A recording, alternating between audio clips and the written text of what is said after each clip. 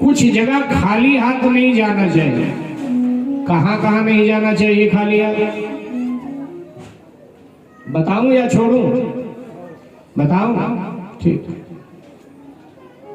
तो सुदामा जी ने कहा कि पिता को अपने पुत्री के घर,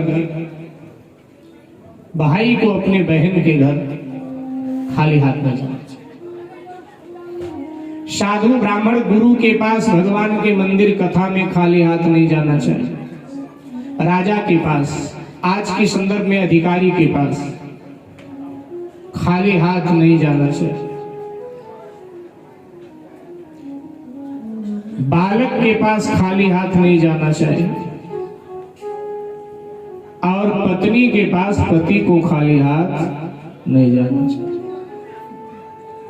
अब आप लोगों के तो मतलब का काम हो गया, लेकिन हमारे बिरादरी वालों के घाटे का काम है। लेकिन ध्यान दीजिएगा, इसका मतलब ये नहीं कि जब शाम को ड्यूटी से आवे तो आप खड़े हो जाओ करके कि खाली हाथ क्यों आए। आज ही भागवत में सुन करके आए हैं कि कुछ लेके आना चाहिए। इसका मतलब ये नहीं, इसका मतलब ये है कि अगर आपके पतिदेव कहीं बाहर गए हैं, आगरा गए हैं, जयपुर गए हैं, लखनऊ गए हैं, कलकत्ता गए हैं, और वहां से जब घर को लौटे तो बच्चों के लिए कुछ लेता ही है पिता कि भाई बच्चों के लिए ले जाए। तो जब बच्चों के लिए कुछ लाए तो पत्नी के लिए भी अपने कुछ ले करके आवे कि भाई वहां की ये वस्तु बड़ी प्रसिद्ध है। मैं जयपुर गया था और जयपुर का घाघरा बड़ा प्रसिद्ध है, सो तेरे लिए घाघरा लाया और संभाल के रख, करवा चौथ वाले दिन जरूर पहनना। तो ऐसे थोड़ी मधुरता बनी रहती है पति पत्नी के जीवन में। अच्छा, कई बहनों की आदत होती, पति कितना महंगा खरीद करके लाए, लेकिन जैसे हाथ में लेती है तो 18 तरह का मुंह बनाना चालू कर देती। ये क्या उठा लाए, ये अच्छा थोड़ा है, तुमको तो खरीदने ही नहीं आता है। नहीं नहीं नहीं, ये तो फिर आप ये समझ लो कि जो प्रेम का प्रवाह बह रहा है ना, उसमें बहुत बड़े पत्थर की चट्टान लाके आपने डाल दिया। नहीं नहीं, ऐसा नहीं। कहावत है ना, मान का पान भला होता है। भले ही आपको पसंद नहीं है, लेकिन आप प्रशंसा करें, नहीं बहुत अच्छा है, ये तो बहुत बढ़िया आप ले आए हैं। आपको नहीं अच्छा लगता, एक बार पहनने के बाद में कोई मायके से आपकी भाभी आवेगी, आपकी बहन आवेगी, किसी को दे देना, क्योंकि ससुराल पक्ष वालों को तो दोगे नहीं, तो इसलिए मायके वालों को ही दे देना। वो भी कहेंगे कि भाई मिला है वहां हमें ऐसे ऐसे ऐसे। लेकिन ये नहीं कि भाई ये क्या उठा लाए आदि आदि, कई बार ऐसे ही करते। देखो, ये गृहस्थ गीता है। अगर ये समझ में आ जाए ना तो गृहस्थ जीवन बहुत हंसता मुस्कुराता बीतता है, और नहीं तो फिर जैसे बीतता है वैसे सभी अपना अपना जानते हैं। तो मेरे भाई बहन, सुदामा जी कहते हैं श्री कृष्ण बहुत बड़े राजा हैं, मैं खाली हाथ कैसे चलूं, कुछ भेंट उपहार चाहिए। सुशीला जी ने कहा मैं प्रबंध कर देती। और सुशीला जी पड़ोसन के यहाँ गई, पड़ोसन से कहने लगी मेरे पास चावल खत्म हो गए हैं, थोड़े चावल हमें दे दो, और जब हमारे होंगे तब हम आपको वापस कर देंगे। पड़ोसन थोड़ी तेज तर्रार थी और सुदामा जी के घर के हालत से वो परिचित थी। उसको लगा हम दे और ये ना दे पाए तब गरीब है, मांगेंगे या थोड़ा कठोर बन के बोलेंगे तो भी लोग कहेंगे गरीब को सता रही है। उसने क्या किया, बेकार से चावल थे, एकदम खराब से,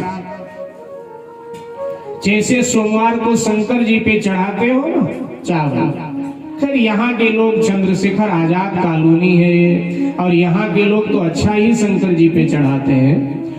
लेकिन और जगह हमने देखा है ना कि बढ़िया चावल खुद खाते हैं, और शंकर जी पे चढ़ाना हो तो एकदम टूटे टूटे चावल शंकर जी पर चढ़ा देते। शंकर जी पे चावल नहीं चढ़ाया जाता, शंकर जी पे अक्षत चढ़ाया जाता है। और अक्षत उस चावल का नाम है जिसके दोनों नोक टूटे ना हो, जो अक्षत हो, जो छत नहीं हुआ है, जो अक्षत है, अखंड है, वो चावल चढ़ाना चाहिए। लेकिन वो चावल तो हम अपने लिए रख लेते हैं कि हम खाएंगे, और भोले बाबा को तो टूटे नसीब। अच्छा, भोले बाबा भी न जाने क्या अपने भाग्य में उन्होंने लिख लिया है। दुनिया का भाग्य बनाने वाला अपने भाग्य में न जाने क्या लिख के बैठे। खुद खाएं हम सेब संतरा और भोले बाबा को चढ़ावे धतूरा। खुद दूध पीना हो तो शुद्ध दूध और भोले बाबा को चढ़ाना है तब 1 लोटा पानी और आधा चम्मच दूध। फिर भी भोले बेचारे राजी रहते हैं, लेकिन घर में झगड़ा उनके जरूर हो जाता है। पार्वती जी कई बार झगड़ जाती हैं कि ये क्या तुम्हारे भगत सुधरने का नाम नहीं लेते हैं, इतना पानी लाके घर भर में बिखेर जाते हैं कि गणेश कार्तिकेय के कपड़े भी भीग जाते हैं। एक बार शिवरात्रि के अगले दिन पार्वती माँ जा रही थी दूध लेने दुकान पर, तो एक महात्मा जी आ रहे थे। महात्मा जी को मिल गई पार्वती जी। महात्माओं को तो मिल जाती है ना माता जी। पार्वती जी मिल गई, महात्मा जी ने प्रणाम किया, बोले मैया कहाँ जा रही है? पार्वती जी ने कहा सामने दूध की दुकान है, दूध लेने जा रही हूँ। तो महात्मा जी ने कहा दूध? अरे कल तो शिवरात्रि थी, हजारों लीटर दूध आया होगा मंदिर में। पार्वती जी ने कहा हजारों लीटर दूध नहीं आया, हजारों लीटर पानी आया, सारे कपड़े गीले हो गए घर के। दूध तो आया ही नहीं। क्या बिल्कुल नहीं है? बोले 1-1 चम्मच लोग लोटे में डाल करके चढ़ा रहे थे, दूध नहीं आया, पानी आया। अच्छा, जितने सड़े गले फल हमारे फ्रिज में होते हैं सोमवार के दिन शंकर जी के सर पे चढ़ा जाते हैं। जब देखो तब शंकर जी के सर पे भन भन भन भन मक्खियां भनभनाती रहती हैं, क्योंकि सड़े गले फल चढ़ा। ऐसे लगता है जैसे शंकर जी ने सड़े गले फलों की एजेंसी ले रखी, सब उन्हीं पे चढ़ा देते, घर में उनके झगड़ा और करवाते हैं। अच्छा चलो, शंकर जी तो धतूरा भांग पसंद करते हैं, गणेश जी, कार्तिकेय जी, पार्वती जी तो नहीं पसंद करते, लेकिन हम लोग उन्हीं के चक्कर में पार्वती जी को भी धतूरा चढ़ाते हैं, भांग चढ़ाते हैं, गणेश कार्तिकेय को सबको भांग चढ़ाते हैं। अब ये सब मिल करके भोले बाबा से कहते तुम्हें प्रिय है ना ये सब, तुम्हारे चक्कर में सारे घर को धतूरा मिल रहा है, थोड़ा समझाओ अपने भक्तों। अब पार्वती जी तो राजनंदनी है, राजकुमारी है ना, उनको तो चाहिए ड्राई फ्रूट, लेकिन ड्राई फ्रूट तो हम खाते हैं, उनको चढ़ाते हैं, उनको धतूरा चढ़ाते हैं। गणेश जी को तो मोदक चाहिए, जामुन का फल चाहिए गणेश जी को, लेकिन हम ना जामुन चढ़ावे ना मोदक चढ़ावे, धतूरा चढ़ाते हैं। तो गणेश जी कहते हैं कि पिताजी तुम्हारा तो भोजन हो गया, लेकिन हम लोग क्या करें? तो मेरे भाई बहन, उसने टूटे से चावल पकड़ा। जीवन में दान एक बार करें, लेकिन बढ़िया दान करना चाहिए कि जिसे आपने दान दिया है वो जीवन भर याद रखे कि फला बहन जी ने, फला भाई साहब ने मुझे दिया था, अच्छा था।